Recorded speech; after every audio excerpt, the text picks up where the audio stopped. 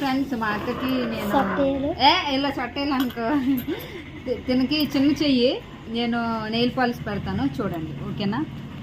ఇక్కడ పెట్టక్క ఇక్కడ పెట్ట ఈవెంట్ కూడా చూపిస్తాను. అదిగోండి మా పక్క షాప్ వాళ్ళ. ఇప్పుడు అభిరామ్ వచ్చాడు కదా, అభి వాళ్ళ మదర్.